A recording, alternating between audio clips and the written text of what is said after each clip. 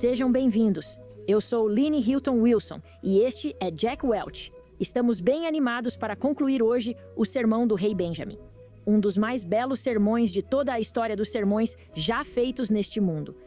É muito inspirador. E hoje vamos terminar os capítulos 4, 5 e 6. Não só temos muitos artigos sobre isso, como a Central das Escrituras e a antiga Central do Livro de Mórmon tem vários. Acho que são 17 No Whys, nossos vídeos curtos com informações fabulosas sobre o Sermão do Rei Benjamin. Jack, quais são seus favoritos? Meu No Why favorito? Sobre o Sermão do Rei Benjamin, sim. Bem, gosto de todos. É como dizer, qual filho é o meu favorito, sabe? Eles são todos bons, mas Jesus sangrou por todos os poros, que é o No Why número 520. Tem outro sobre o dia da expiação. Estamos falando aqui sobre a expiação. E essa passagem parece estar relacionada à festa dos tabernáculos do calendário judaico. Temos o No Why 479, sobre como o bode expiatório era usado para levar nossos pecados, como os já mencionados símbolos e figuras, e Benjamin realmente usou essas palavras para Cristo e como haveria de ser. Portanto, há muitas explicações legais, curtas e compartilháveis sobre essas coisas.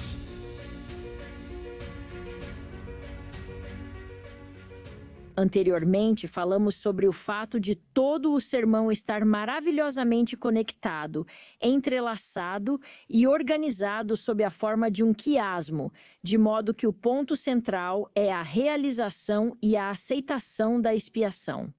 Mas hoje vamos começar a estudar exatamente onde inicia a reação daquele povo.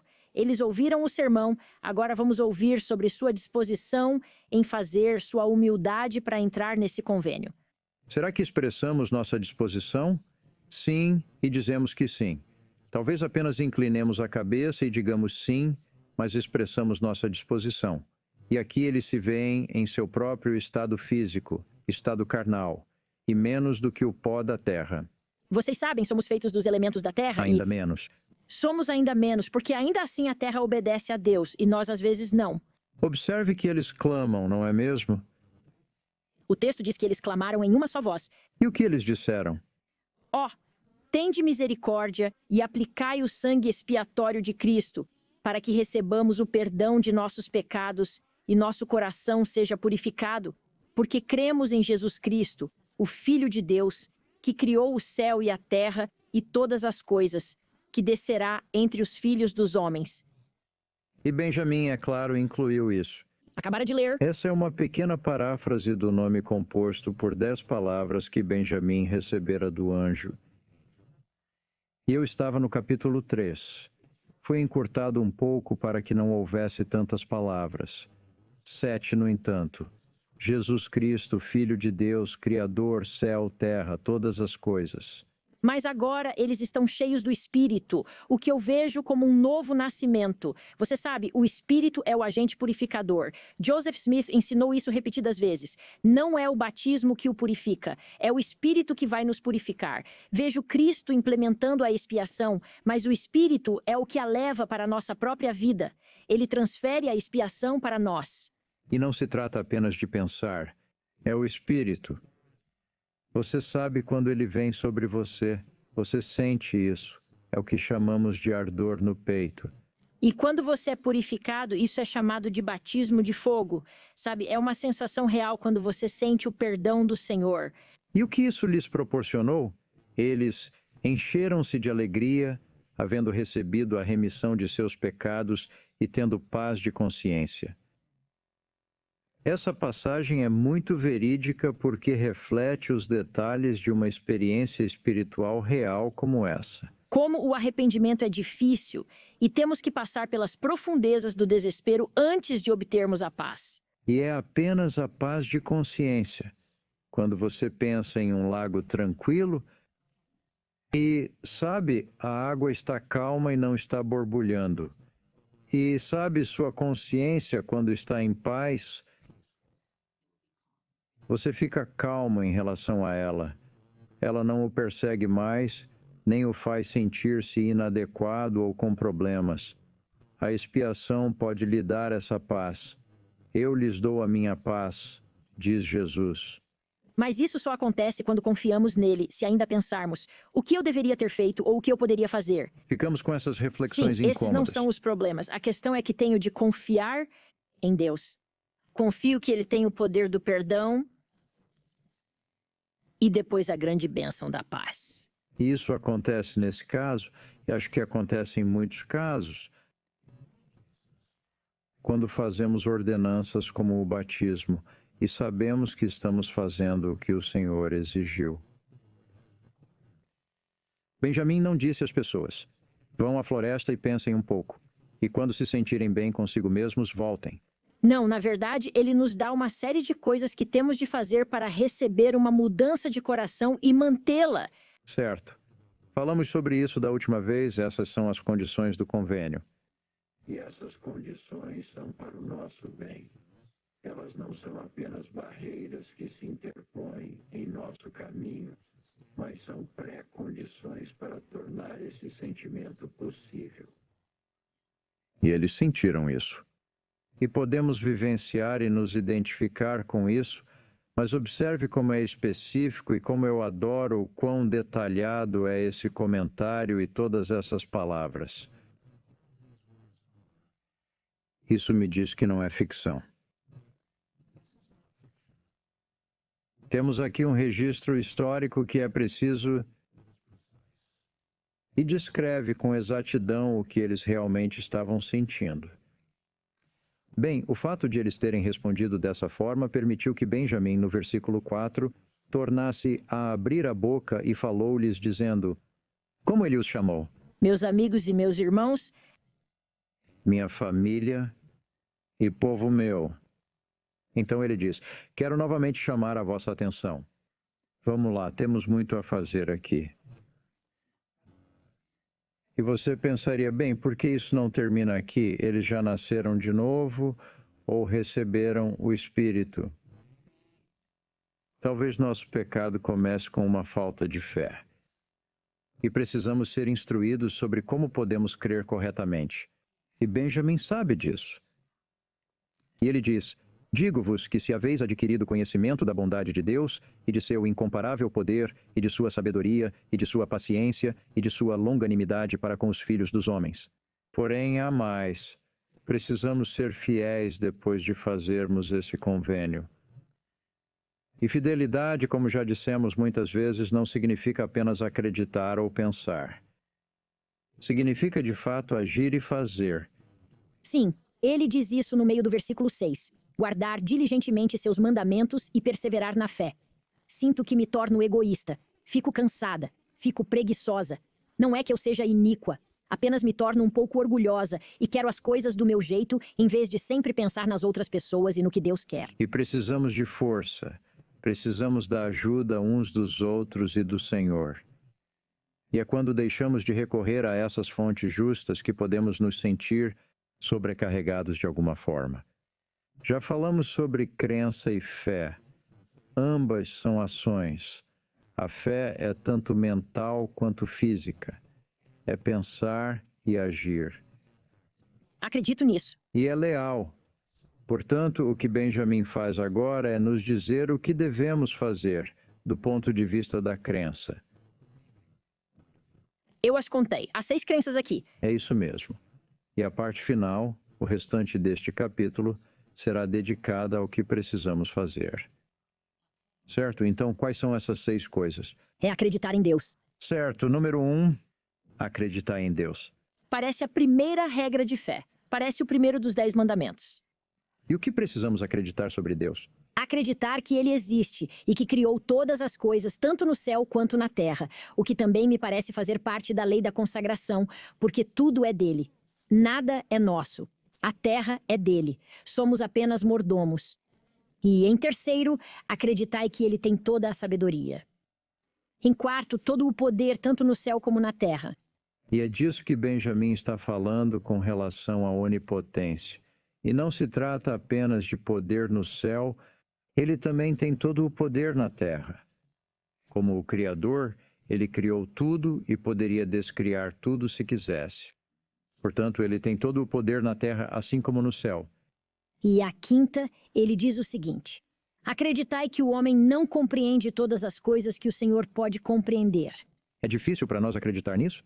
Isso é um grande problema, porque agora damos ouvidos ao que as outras pessoas pensam e ouvimos tantas coisas dos outros que somos bombardeados com ideias que não são de Deus.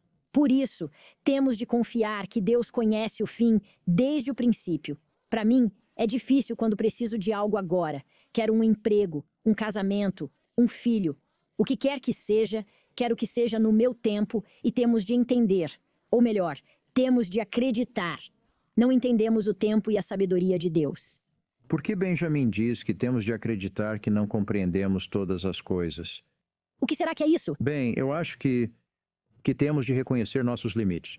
Sim.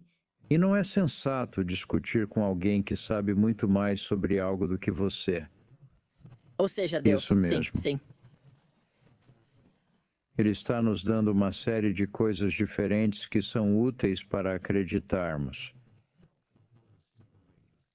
Isso nos mantém humildes, Jack. Somos humildes quando percebemos isso. Sim, é o próximo ponto. Acho que quando refletimos sobre algo, nós o desmontamos e o dissecamos. E analisar significa decompor o todo em parte. Mas quando sintetizamos, juntamos as coisas novamente. E acho que aqui estamos tendo um bom exemplo de decomposição dos elementos da crença e uma boa lista de verificação. Será que acredito nisso? Estou em dúvida. Começo com a primeira ou a segunda. Ajustar minha fé para estar em sintonia com quem Deus é e com o que Ele sabe. E depois que você fizer isso, e ter analisado e separado as partes, então poderá sintetizá-las. E é aí que junta as coisas novamente. Acho que é disso que ele está falando com a próxima crença, porque novamente, acreditai que vos deveis arrepender. E arrepender-se não é só fazer exatamente o que você disse. Desconstruir e depois reconstruir. Sabe, por que estou me comportando dessa maneira? Por que estou fazendo essas coisas? E como posso mudar? Como posso voltar para Deus? Junte as peças corretamente ou conserte as partes quebradas e tudo funcionará melhor. O que significa abandoná-los? Deixá-los para trás. Não os repetir. E acho que arrependimento para mim é voltar a minha lealdade ao Pai e ao Filho. É isso mesmo, porque nos tornamos servos do diabo se o servirmos, diz a Escritura. O rei Benjamim ensinou isso muito bem. E abandonar, como você disse, significa deixar. Simplesmente deixá-los para trás. Precisamos acreditar, nos arrepender, abandonar e ser humildes. E pedir com sinceridade de coração que ele vos perdoe. E isso, para mim, é a chave. Se conseguirmos passar por esse processo de abandonar e realmente mudar nosso coração e suplicar sinceramente ao Senhor por perdão, sentiremos essa alegria. E por fim, ele diz: e agora, se acreditais em todas estas coisas, vede que as façais. Assim, concluímos nossas 6 crenças e agora vamos para a parte de agir. É aí que as coisas ficam interessantes, é aí que começa. Fica mais difícil. Sim. Começa no versículo 11. E digo-vos novamente, como disse antes, que como haveis adquirido conhecimento da glória de Deus, ou seja, se haveis conhecido sua bondade, e ele as enumera. Assim, experimentado o seu amor e recebido a remissão de vossos pecados, o que o povo havia acabado de experimentar ali. O que causa tão grande alegria à vossa alma, ainda assim quisera que vos lembrasseis e sempre guardasseis na memória a grandeza de Deus e vossa própria nulidade, e sua bondade e longanimidade para convosco, indignas criaturas, e que vos humilhasseis com a mais profunda humildade, invocando diariamente o nome do Senhor e permanecendo firmes na fé, naquilo que está para vir. Isso é mais do que uma lista. Trata-se de um belo quiasmo e o centro é vossa própria nulidade. Se nos lembrássemos de ser humildes, poderíamos nos arrepender com um pouco mais de facilidade. O que você acha que significa guardasseis na memória? Guardar, você sabe, significa se apegar, e é preciso esforço para guardar. E conforme envelhecemos, fica mais difícil lembrar Amém. das coisas que precisamos. Se você não reviver as coisas, se não as repetir, as coisas começam a desaparecer da sua consciência ativa. E você não quer que isso aconteça. É por isso que vamos à igreja todos os domingos. Tomamos o sacramento, oramos, lemos as escrituras. E conversamos com as pessoas e compartilhamos. E servimos aos outros. Tudo isso faz parte do guardar. Sim. E o que devemos guardar é a consciência de nossa própria nulidade. Diga-me o que os santos dos últimos dias devem tirar disso? Será que somos realmente nada? Não acho que nulidade signifique sem valor. O que você acha que significa? Você está certa. Acho que tem a ver, em primeiro lugar, com o fato de você se lembrar da grandeza de Deus. E, em comparação, nossa nulidade. E se perdermos isso, se não guardarmos em nossa memória a grandeza de Deus, isso significa que estamos substituindo Deus por outra coisa, não é? E geralmente é o nosso homem natural, nossas próprias vontades, nossos próprios desejos. Gostaria apenas de dizer, ao concluirmos essa pequena sessão de admoestações de Benjamin, que dá para transformar essa lista em lembretes para si mesmo sobre crenças. Aqui está uma lista de crenças para colocar na sua geladeira.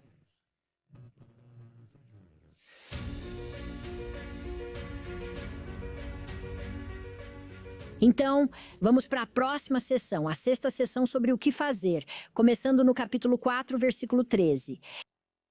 Quero dar um resumo dessa sessão, o que Benjamin gostaria que fizéssemos ou o que ele queria que seu povo fizesse.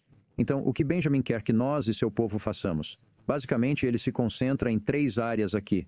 Ele as menciona na primeira metade desta sessão, e nós as mencionaremos novamente na ordem oposta na segunda metade. Não surpreende. É uma revisão, às vezes é preciso falar mais de uma vez para as pessoas lembrarem. Essa sessão fala de propriedade. O que fazer com a propriedade e como distribuí-la? E em segundo, como ensinar seus filhos e outras pessoas a obedecer às leis de Deus?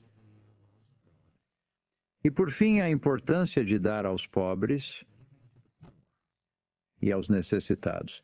Novamente criando uma sociedade de Sião, a lei da consagração, certificando-se de que não haja pobres entre nós. Agora, tenho certeza de que há muitas outras coisas que ele poderia ter incluído, mas podemos refletir sobre o porquê dessas coisas. Bem, ele disse, eu realmente adorei essa declaração quando ele diz, se você quiser manter essa remissão, se vocês alimentarem os pobres, vestirem os nus, ensinarem seus filhos, e não somente os biológicos, acho que é minha responsabilidade, minha comunidade, ajudar como puder. E não se trata apenas dos jovens. Acho que ele está falando de todos os que estão dentro de nossa esfera. Acho que é isso mesmo. E acho que quando pedimos a Deus que nos dê muitas coisas, talvez seja justo que Ele nos peça para dar algo em troca. E ao distribuir nossa propriedade e pagar nossas dívidas e obrigações, Benjamin quer ter certeza de que não faremos isso apenas a nosso semelhante. E se pedimos a Deus que cumpra seus convênios conosco, é justo que façamos isso. Portanto, se pensarmos bem, acho que não se trata apenas de justiça social. É justiça no contexto do estabelecimento de convênios com Deus. Adoro como ele descreve isso no versículo 14. E não permitireis que vossos filhos andem famintos ou desnudos, nem permitireis que transgridam as leis de Deus e briguem e disputem entre si. E fiquei pensando, como impedir que seus filhos briguem e discutam? Então ele lhe diz como. Eu adoro isso. Ensiná-los-eis, porém, a andarem nos caminhos da verdade e da sobriedade. Ensiná-los-eis a amarem-se uns aos outros e a servirem-se uns aos outros. Portanto, no meio de uma briga, talvez não consiga acalmá-los naquele momento. Mas se por várias horas todos os dias trabalhar nisso, eles seguirão o que Cristo ensinou. Vamos voltar para as Escrituras. Vamos seguir nosso Salvador. Acho que acabaremos com as discussões e brigas, e não apenas entre os filhos, mas em nossas comunidades, igrejas e escolas. Se seguirmos os princípios de Jesus Cristo de amar e servir uns aos outros, acho que acabaremos com a contenda. Sim, eu também acho. E acho que aprendemos muito com Benjamin sobre serviço. E uma das coisas que acho que ele quer que aprendamos é que, se queremos que Deus nos sirva, se queremos ser ajudados de alguma forma, mas temos que estar dispostos a ajudar outras pessoas Deus está nos pedindo, por favor, sirva.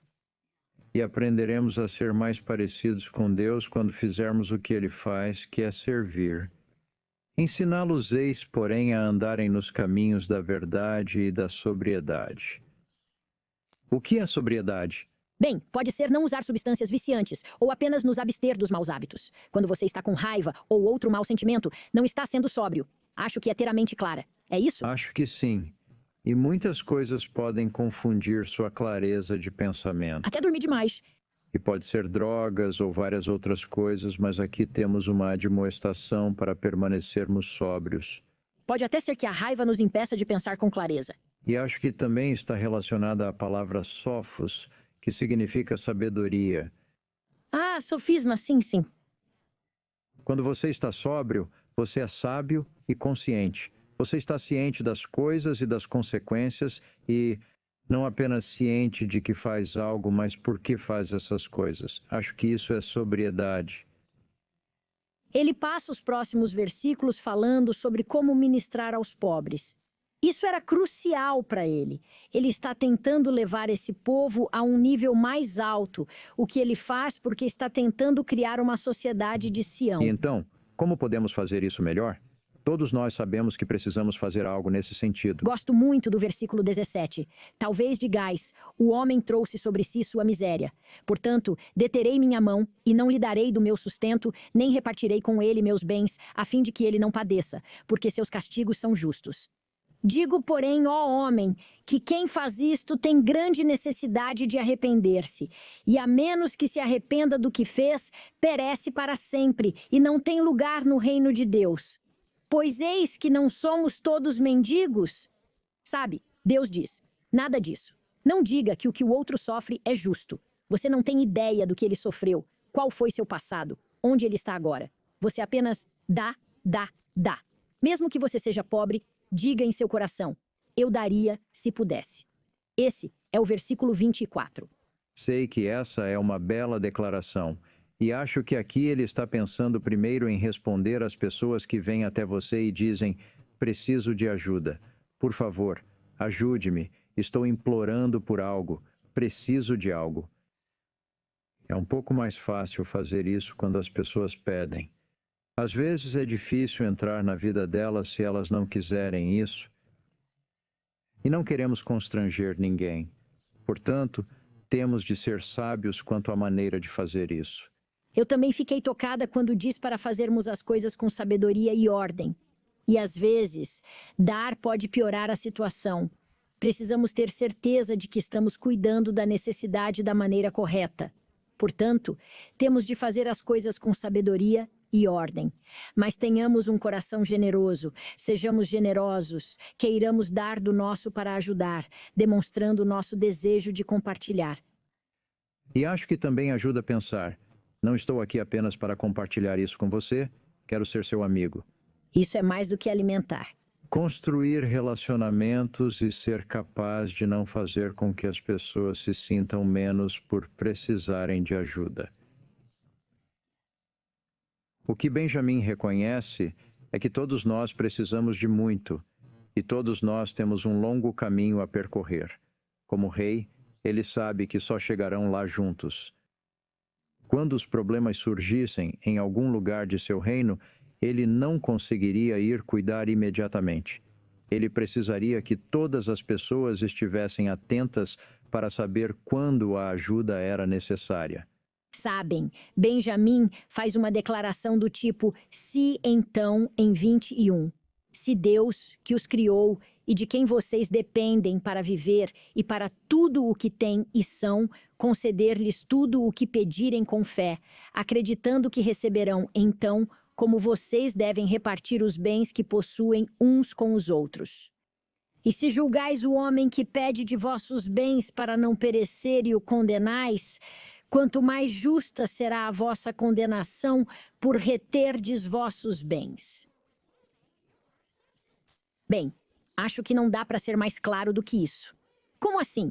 Você está dizendo que não vai alimentar essa pessoa que está com fome e ajudá-la a encontrar moradia porque você nunca precisou dessas duas coisas em sua vida?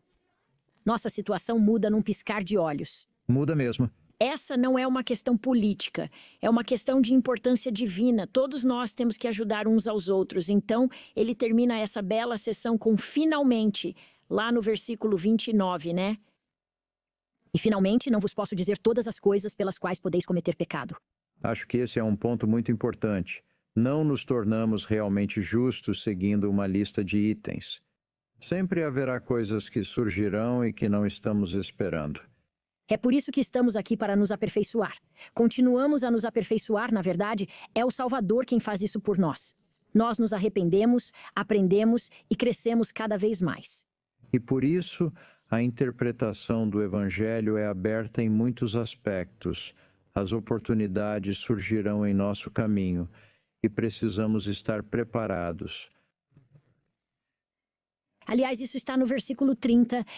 Isto, porém, posso dizer-vos, se não tomardes cuidado com vós mesmos, e vossos pensamentos, e vossas palavras, e vossas obras, e se não observardes os mandamentos de Deus, nem continuardes tendo fé no que ouvistes concernente à vinda de nosso Senhor, até o fim de vossa vida perecereis.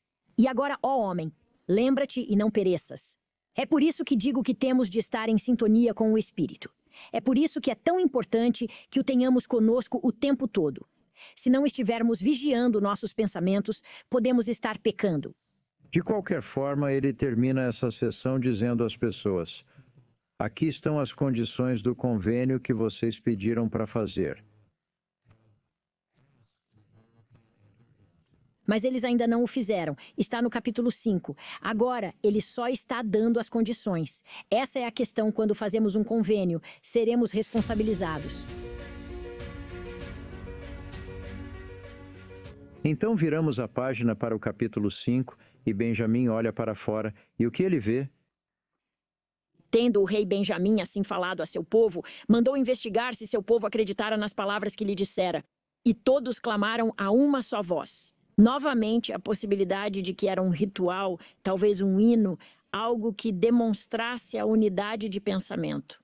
Sim, acreditamos em todas as palavras que nos disseste e também sabemos que são certas e verdadeiras, por causa do Espírito do Senhor Onipotente que efetuou em nós. Agora, isso é interessante, Jack. Ele diz que todas as pessoas sentiram, porém, como foi algo individual, ele quis ter relatos do povo. Então, essa sensação é algo individual, a santificação e purificação que o Espírito pode trazer. Você está certa nesse primeiro versículo, ele perguntou ao povo. E suponho que a cada um. Você acredita? Você acredita? Acho que todos devem ter dito que sim. E essa pergunta foi uma espécie de entrevista batismal, de que agora aquele povo estava pronto e preparado e que aquilo era o que desejavam fazer. Por causa do Espírito que efetuou em nós, ou melhor, em nosso coração, uma vigorosa mudança, de modo que não temos mais disposição para praticar o mal, mas sim de fazer o bem continuamente. E no versículo 3. E também nós mesmos, pela infinita bondade de Deus e manifestações de seu Espírito, temos grandes visões do que está por acontecer. Sinto que seu desejo de ter mais fé nessas pessoas para que sejam boas é algo que já senti muitas vezes, mas conforme o tempo vai passando e as coisas ruins acontecem, nós, com altos e baixos, chegamos ao fundo do poço novamente. Sim. E como você se reergue? Acho que começa com essas visões maravilhosas. Como é dito no templo, você fez o convênio. Você acha que a palavra aqui pode significar visões? Se tivermos uma visão do que vamos realizar e de onde estaremos. Se tivermos uma visão do que é um potencial. Sim, se entendermos o fim desde o começo, definitivamente acho que essa é uma boa palavra. Esses são nossos objetivos, mas temos que imaginar o que isso será. E uma vez que você tenha adotado isso como sua meta e consegue vê-la, consegue ver isso acontecendo, estará preparado para seguir em frente. Bem, eu adoro a ideia de que a santidade ou a santificação vem linha sobre linha, e que é como dar 3 passos à frente, e nos trancos e barrancos dar um passo para trás, mas seguir ainda mais forte. Com isso, obtemos mais senso espiritual e podemos seguir adiante. Vejo que no versículo 5, o povo respondeu: estamos dispostos a fazer um convênio com nosso Deus. Olha só. Eles entenderam o que significava aquilo e queriam obedecer a seus mandamentos em todas as coisas que ele nos ordenar para o resto de nossos dias. Acho isso muito bonito. Eles estão dispostos a fazer um convênio, mesmo sabendo que a natureza humana será um desafio. O texto do convênio que será conferido pelo rei Benjamim é de fato um precursor das orações sacramentais que encontramos em 3º Nefe, quando Jesus administrou o sacramento a eles, e depois novamente nos capítulos 4 e 5 de Moroni. Podemos comparar essas passagens. Com qual passagem as palavras de Benjamim se relacionam? As palavras de Cristo em 3º Nefe. E podemos ver que nossas orações sacramentais são, de fato, a antiga ordem revelada aqui por Benjamim e desenvolvida à medida que Cristo cumpre a expiação, de modo que agora podemos tomar dos emblemas da expiação e fazer o convênio da mesma forma que o povo de Benjamim o fez. Bem, aqui o rei Benjamim está pedindo a eles que acreditem que esse convênio será feito. E eu adoro o versículo 7. E agora, por causa do convênio que fizestes, sereis chamados progenie de Cristo, filhos e filhas dele, porque eis que neste dia ele vos gerou espiritualmente, pois dizeis que vosso coração se transformou pela fé em seu nome. Portanto, nascestes dele e vos tornastes seus filhos e suas filhas. Essa nova identidade é muito real. Correto. E acho que isso faz parte dessa nomeação, que agora eles serão conhecidos como os filhos de Cristo. No versículo 8, além de serem agora chamados de filhos de Cristo, coletivamente e individualmente eles tomaram sobre si o nome de Cristo. Essas são as palavras que temos na oração sacramental. Sim, todos vós que haveis feito convênio com Deus de ser desobedientes até o fim de vossa vida.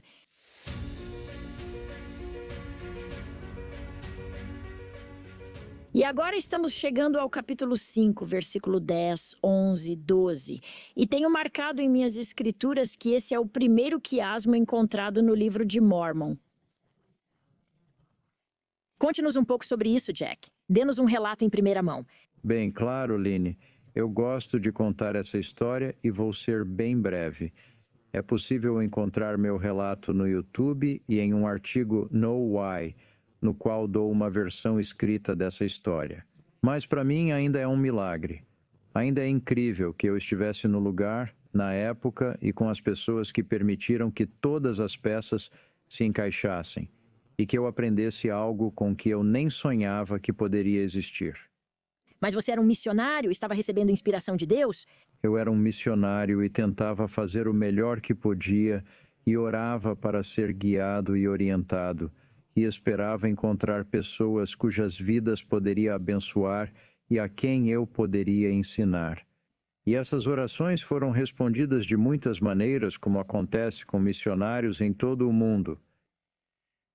Então, a história começa quando meu companheiro e eu estávamos passando por um mural de avisos em Regensburg, na Alemanha, onde éramos os únicos missionários naquela cidade. Havia um cartaz de que seria dada uma série de palestras sobre o Novo Testamento ministradas naquele verão. E pensei, bem, provavelmente poderíamos aprender algumas coisas lá. Entramos e nos sentamos nessa palestra. Na verdade, só assistimos a essa palestra uma vez, porque tínhamos conflitos em todas as outras sextas-feiras em que ela estava sendo ministrada. Mas uma vez foi suficiente. Será que o Senhor nos ajudou a chegar bem quando o professor falava sobre o assunto? Eu acho que sim. Do que ele estava falando?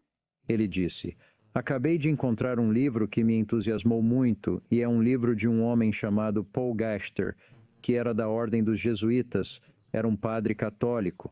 Mas o que tinha no livro que o ajudou a responder a sua dúvida? O livro se chama The Literary Art in the Gospel of Matthew, a arte literária no Evangelho de Mateus. e faz afirmações bem sólidas sobre como Mateus usou o quiasmo à maneira hebraica, e que isso demonstra o que Gaester chamou de sólida evidência de que Mateus foi originalmente escrito em hebraico ou usando o pensamento hebraico. Pela forma como ele usou paralelos. O uso desses paralelismos invertidos. Bem, o próximo passo foi ir a uma livraria católica e perguntar se eles teriam uma cópia desse livro. Como dá para perceber, trata-se de uma monografia. Fazia parte de uma série, portanto, não era uma publicação regular. Não seria comum uma livraria ter algo assim, acadêmico. Contudo, eles tinham um exemplar. E então eu, como você pode ver aqui, estudei o Evangelho de Mateus em alemão, pesquisando todos os exemplos que Gaester havia dado, lendo e encontrando outros também. Então fiz minha lição de casa e voltei ao trabalho, batendo em portas e conversando com as pessoas, e conversei com algumas pessoas sobre isso, e perguntei se elas já tinham ouvido falar, e é claro que a resposta foi não. Porque esse livro foi publicado pouco tempo antes, apenas 2 anos antes da época em que eu comprei meu exemplar. Certo, ainda era muito recente. Sim, e essa é apenas mais uma pequena parte do processo. Se eu tivesse sido missionário 2 anos antes, esse livro nem existiria. O tempo do Senhor é o milagre. Muitas coisas se encaixaram. Então, como tudo isso se relaciona com o livro de Mormon? Bem, então, enquanto pensava sobre isso e assim por diante, em uma manhã bem cedo tive uma impressão muito clara. Gosto de pensar que foram palavras, mas foi algo que me despertou, sabe? E foi antes de o sol nascer, então era cedo, talvez às 4 da manhã, e as palavras claras foram: e se for uma evidência do estilo hebraico no livro de Mormon? E eu não voltei a dormir. Claro que não. Eu não queria acordar meu companheiro, sabe? Mas saí da cama e fui pegar meu livro de Mormon. Eu me sentei à mesa onde havíamos lido o livro de Mormon na noite anterior, antes de ir dormir. Certo, então você já tinha as escrituras em mãos. Só voltou para onde tinha parado. Estava ali, acendeu uma pequena lâmpada. E estava lendo em alemão ou inglês? Pensei, bem, vou começar de onde paramos. E isso foi no capítulo 4 de Mosias. Então, quando virei a página do capítulo 5 de Mosias, não demorou muito para que meus olhos notassem 2 palavras, 2 grandes e longas palavras em alemão, que são as palavras para transgressão, Übertretung, Übertretung. E essas 2 palavras estavam bem em cima uma da outra. Na tradução alemã. Em nossa tradução em inglês, elas estão um pouco deslocadas, mas estamos falando do capítulo 5, versículo 11. Sim, o nome que nunca seria apagado, ausgerottet. Exceto se for por meio de Übertretung, transgressão. A versão em português diz: portanto, tomai cuidado para não transgredirdes. Ela conjuga o verbo. Mas em alemão diz: portanto, proteja-se contra a transgressão. As mesmas palavras. Übertretung, Übertretung. E você percebeu isso? A fim de que o nome não seja apagado de vosso coração. Ausgerottet. Portanto, essas 4 palavras. Você disse, olha só, tem 2 aqui, será que tem outras? E continuou procurando. Foi isso mesmo, e fiquei em dúvida. Será que teria disso acima ou abaixo? E é claro, está na parte que se encontrará a mão esquerda de Deus. Agora, a mão esquerda de Deus só aparece aqui em todas as escrituras que consegui encontrar, e aparece 2 vezes. Isso deve ser intencional. Ah, certeza. Ninguém usaria 5 palavras seguidas e repetiria as 5 palavras depois se não fosse intencional. Acontecerá que aquele que não tomar sobre si o nome de Cristo deverá ser chamado por algum outro nome. Portanto, se encontrará a mão esquerda de Deus. E quisera que também vos lembrasseis de que esse é o nome que eu disse que vos daria e que nunca seria apagado, a menos que o fosse devido à transgressão. E veja que esse é o ponto de virada. Portanto, não transgredir, que o nome não seja apagado. Quisera que vos lembrasseis de conservar sempre o nome escrito em vosso coração, para que não vos encontreis à mão esquerda de Deus, mas para que ouçais e conheçais a voz pela qual sereis chamados, e também o nome pelo qual ele vos chamará. Eu fiquei muito animado. Adorei o nome pelo qual ele vos chamará, que você encontrou na madrugada. E você sentiu o Espírito? Aposto que ficou em êxtase. Foi difícil distinguir a empolgação do espírito, mas acho que foi os dois. Então era o espírito ao quadrado. E, é claro, eu li e reli e pensei comigo, uau, será que é isso? Acordei meu companheiro e... Ah, nossa, Sabe como é? O que era aquilo? ele também tinha assistido à palestra. Ele tinha, é claro, e gostou muito. E você sabe, o meu dia que descobri isso foi literalmente o ponto de virada da minha missão, no meu Hump Day, a metade. Eu servi por 2 anos, e essa descoberta aconteceu na manhã do primeiro dia do meu 2º ano de missão. E foi Foi o mesmo. seu quiasmo. Então, essa é a história resumida de como foi descoberto. Eu tenho a firme convicção de que todo o nosso estudo das Escrituras traz revelação pessoal em nossas vidas. E pode abençoar não apenas o trabalho missionário, mas nossas vidas e nos aproximar do Senhor. Sabe, essa é uma experiência milagrosa que tem abençoado todos os membros da igreja desde aquela época, que sabem sobre ela e que leram as Escrituras sob essa perspectiva. Mas seu estudo das Escrituras, o meu e o nosso, também pode ter ramificações espirituais poderosas se orarmos antes de estudar e se levarmos isso ao Senhor e consagrarmos nosso tempo nas Escrituras com o Senhor.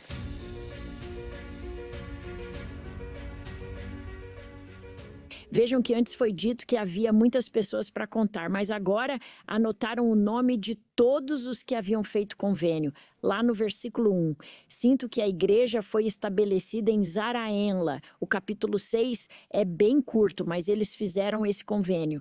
E, em poucos versículos, Benjamim deixa o cargo e passa a seu filho Mosias, que assume o trono como o próximo rei. E o juramento continua. No versículo 4 de Mosias 6, e Mosias começou a reinar em lugar de seu pai, e começou a reinar no seu 30º ano de vida. E é dito no versículo 6, o rei Mosias andou nos caminhos do Senhor, e observou os seus juízos e os seus estatutos, e guardou os seus mandamentos. E vimos que ele cultivou a terra e foi justo, mas ainda fica sob o comando de seu pai por mais 3 anos. Na próxima semana, começaremos a falar sobre os detalhes do rei Mosias e faremos alguns flashbacks a outras passagens. Mas hoje foi uma grande alegria poder falar sobre o sermão do rei Benjamim com vocês. Line, foi uma verdadeira alegria analisar o discurso do rei Benjamim com essa profundidade. Sei que falamos sobre vários detalhes. Espero que todos tenham aprendido o suficiente e percebido que muito foi escrito sobre o discurso do rei Benjamim e muito está disponível. Não se sintam sobrecarregados ou intimidados, mas tenham entusiasmo para aprenderem coisas novas.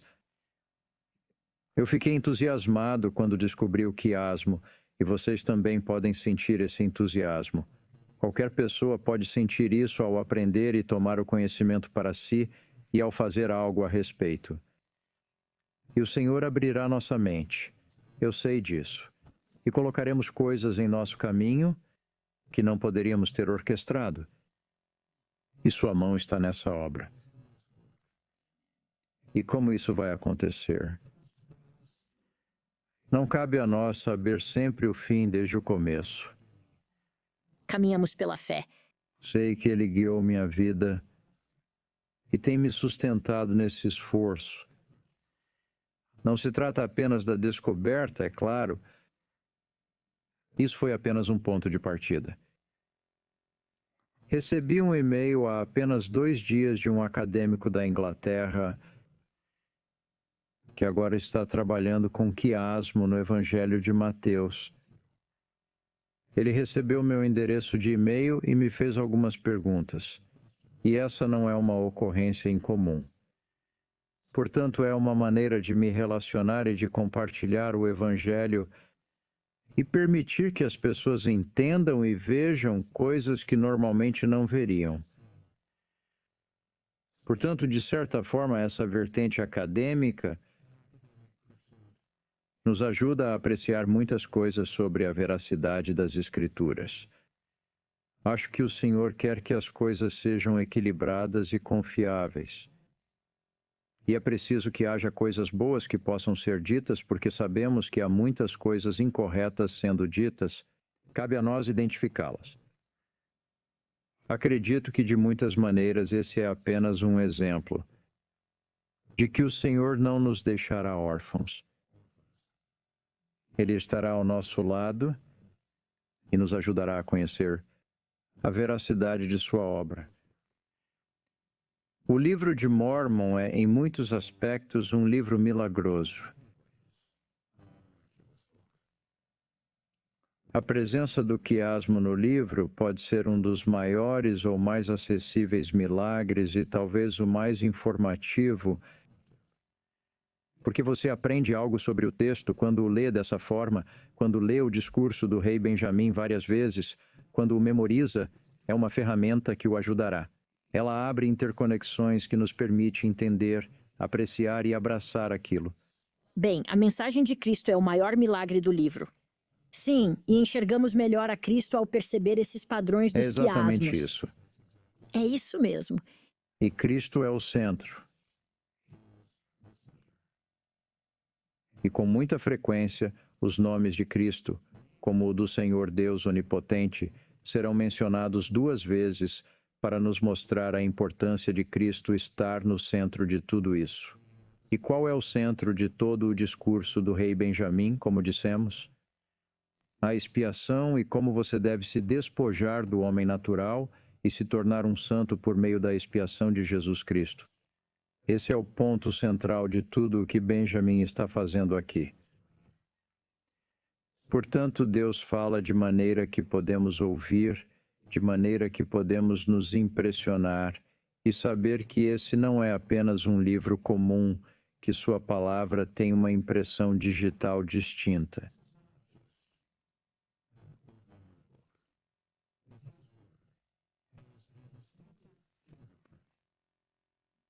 E quando conhecemos a impressão digital, podemos reconhecer a mente, a vontade e a palavra de nosso Salvador. Sei que isso é verdade, e sou muito grato pelo que o quiasmo significou para mim e para outros, muitos outros.